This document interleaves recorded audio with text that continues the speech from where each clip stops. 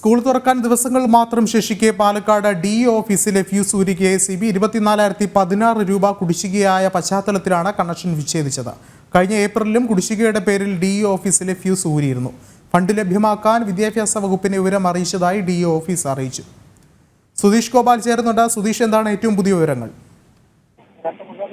വിഷ്ണു, ഇത് രണ്ടാം തവണയാണ് പാലക്കാട് ജില്ലാ വിദ്യാഭ്യാസ ഓഫീസിലെ വൈദ്യുതി ബന്ധം KSEB വിച്ഛേദിക്കുന്നത്. ഇപ്പോൾ 24,016 രൂപ കുടിശ്ശികയായതോടെയാണ് വൈദ്യുതി ബന്ധം വിച്ഛേദിച്ചത്. ഇതിപ്പോൾ തുക ഇത് ലഭിക്കുന്നതിന് വേണ്ടി ധനകാര്യ വകുപ്പുമായി ഇടപാട് ബന്ധപ്പെട്ട് അതിന് കാത്തിരിക്കുകയാണ്. എന്നാൽ ഈ തുക അടയ്ക്കാതെ വൈദ്യുതി ബന്ധം പുനഃസ്ഥാപിക്കാൻ സാധിക്കില്ലെന്നാണ് KSEB അറിയിച്ചിട്ടുള്ളത്. കഴിഞ്ഞ ഏപ്രിൽ മാസവും 80,000-ലധികം രൂപ കുടിശ്ശികയായതോടെ സമാന രീതിയിൽ വൈദ്യുതി ബന്ധം വിച്ഛേദിച്ചിരുന്നു.